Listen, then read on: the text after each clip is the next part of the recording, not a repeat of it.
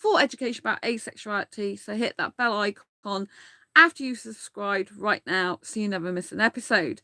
So today I want to discuss with you why I don't want a long distance relationship and why you might not want one either. So stay tuned for that. And first of all, if you don't know who I am Sandra Burmy, author of this awesome Asexual Perspectives book out on Amazon. So in Barnes & Noble, Blackwell's and Waterstone's website online stores. So grab your copy because it's all about love, life, sex, and obviously relationships. So yes, what do you do if you're thinking about having a long distance relationship? How do you decide if a long distance relationship is right for you or not? Well, if you are the type of person who doesn't mind no physical contact whatsoever, which there are a proportion of asexuals who don't require any physical contact whatsoever, then a long distance relationship might suit you very, very well. And some asexuals are touch adverse. Some asexuals don't need physical contact. Some asexuals really like to have connection more than any physicality at all, such as emotional connection, communication connection. So for them, an online relationship, a long distance relationship might suit them well, where you don't need the person physically to be there. Also, if you've got really extremely busy schedule, then long distance might work well. But only if you can match each other's schedule to still have time for each other. Because whilst you may know that it's healthy to have separate interests, separate lives, do your own thing, if you're having a long distance relationship, you need more communication. You need allocated quality time to spend together online, through video chats, audio calls, in order to maintain and sustain that relationship. Now, you might actually be more energy and effort to do that than having someone, for example, live with you. Because if you have someone living with you, they're constantly there all the time anyway. And you can then have a separate room or go off and do your own thing.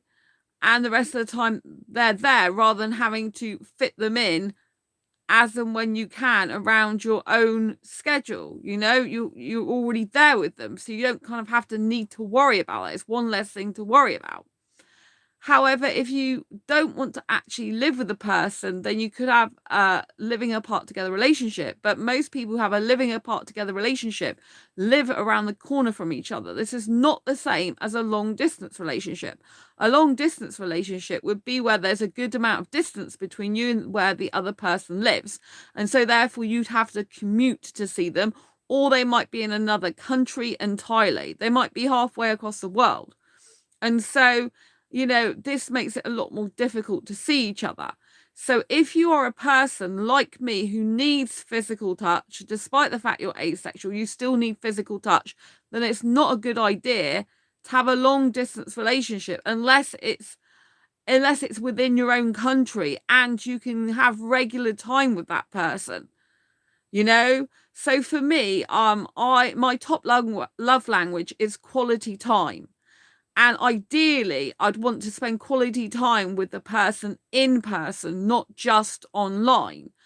But one of my second love language is two joined together. One is words of affirmation, and the other one is physical touch. I personally do need physical touch in a relationship. I cannot be one of these people that just has an online only relationship. That is absolutely categorically not what I want. I want to go out on proper dates with the person. I want to go out to the cinema with them, to theme parks, zoos, aquariums. I want to go on dates, like romantic dates, and kiss and cuddle and touch and feel them. I'm essential asexual. So you might think, what does that mean? So you can have sensual attraction and you can have sexual attraction. Most of the time, and for the majority of people who identify as asexual, we don't experience any sexual attraction whatsoever. These asexuals are called pure asexuals. So a pure asexual doesn't experience any sexual attraction at all. But a grey asexual does experience sexual attraction, usually under limited, rare, or specific circumstances, or they experience it but not enough to want to act on it. So it's not in the usual way. But if you don't experience sexual attraction, or you experience it in not the normal way, you can still get something called sensual attraction. Now, often these may be mistaken for each other. So you could, well, a heterosexual person, for example, would often mistake sensual attraction for sexual attraction because it involves a lot of physicality and touching, right? And so what a sexual person might consider is sexual behavior, sexual intention, sexual wanting and yearning. The asexual person might just be yearning for physical touch without the sex. And so this is when mixed orientation relationships can get very, very difficult, because an asexual person has to be very crystal clear to the sexual person what their intentions are when they have any physical intimacy and touch. You need to lay it out from the beginning, because if the heterosexual person, or bisexual, pansexual, homosexual, whatever sexual person that you're attracted to and they're attracted to you, if they get into a dating scenario with you or relationship scenario, you are there touching their body and stuff, they would usually automatically, instinctively think that is the body language for saying, come on, I want you to have sex with me now. And that's the thing, you see, asexuals defy a lot of sexual behavior body language. So what a lot of experts would say are certain ways that a person would look in terms of body language and wanting sex. You might find that asexuals fall into that category, but they don't actually want it. And so we break a lot of stereotypes, we break a lot of social norms, we break a lot of psychological norms.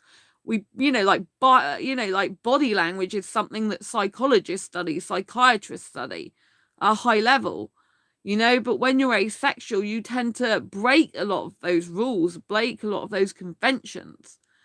And so you have to understand that sexuals could take it the wrong way. So you need to verbalize what your intention is.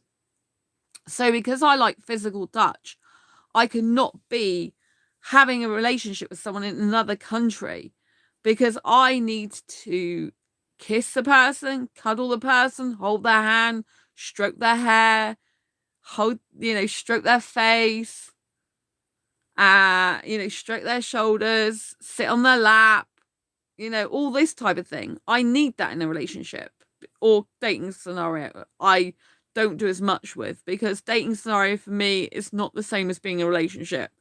I take physical intimacy a little bit further when I'm in a relationship than I would do a dating scenario, right? I'm not into like getting so deeply involved in passion when I'm just dating, because that's reserved for an actual full-on relationship, So, but I do need physical touch. It's something I need, something I crave in a relationship, and something that's essential to me, because it feels so good, to have a physical connection with the person, for me personally. And so if you're an asexual person who also feels the same, then it's going to be not very good for you to have a long distance relationship unless they're in the same country as you and they can regularly come, like every weekend, for example, to see you, that type of thing. But don't forget, jobs change. So if you don't live near each other and you end up on different shifts because you work different jobs, it's going to be very hard to maintain and sustain a healthy relationship that way. Because if you work during the day and your partner, Monday to Friday, and your partner works at weekends, then you only have the evenings to see each other. But if you work in the week, Monday to Friday at night, they work at weekends, like, when are you going to see each other? It's going to be really difficult. They might work nights at weekends, which you might be able to see in the day. But if you live separately, you're not really going to be able to just go up for a few hours in the daytime. And if you stay over, it's going to be harder. So you have to think very, very carefully. I prefer nowadays, if I'm going to find someone for a relationship, for it to be a guy in my city or near my city, because I don't want to be going on dating sites anymore. I don't want to be doing, that type of thing anymore, doing dating apps, because for me, a lot of it is just a waste of time, and I'm actually progressing a lot more in my career, I feel now, propelling myself forward. I feel like I'm still playing catch up from all the time that I was dating and had COVID and was sick and everything else. I feel like I neglected a lot of other areas of my life due to dating and pursuing a relationship and all that type of stuff. And it was making me very upset and everything. So I'm happy at the moment to just focus on my career and not even focus on a relationship. Having said that, I do still get attracted to Indian guys. It's just I do feel that I'm meant to be with one. I always have that kind of instinct that I was always with someone in past life who was Indian, but at the end of the day, I've got plenty of time for him to find me. And and I still believe I have an Indian soulmate. I can't stop thinking that because it's just natural for me, but I'm not focused on that anymore. Like in terms of like that's not my main focus in my life. My main focus now is my career and obviously spending time with my friends and enjoying myself and seeing Angel and my parents occasionally as well and just really really honing down what I want to do with my online stuff that I do, this channel um and everything like that. So, but for me personally, I can't do long distance relationships. I don't, like I thought I could do one with maybe the guy living in London and me living in my city here, but I think now probably I just prefer to get a guy if I was in a relationship in my city. So I don't have to flame and faff around with travel or transport and I can just spend some time as and when we want to if I find anyone in my city. It's gonna be better for me really. Um, and so yeah, I come to that conclusion that I prefer to meet someone in or near my city, but the chance of me meeting an asexual Indian guy in my city is gonna be rarer, especially because they all want marriage usually, Indian guys anyway. So but there's a Bollywood party I found in my city um next month and I really want to go to that actually. That would be exciting. So I haven't booked it up yet. See how I feel. But yes. So I haven't given up completely, but I've given up like pursuing actively in the sense of dating apps and stuff anymore. I really just want to be by myself. Um, I won't get into a relationship with a guy I haven't known for a long, long time anyway. So unless I met anyone that I happen to socialize with regularly over a long period of time or knew for some time, it's not going to happen. I just don't think it's good to get into a relationship with anyone unless you've been friends with them first.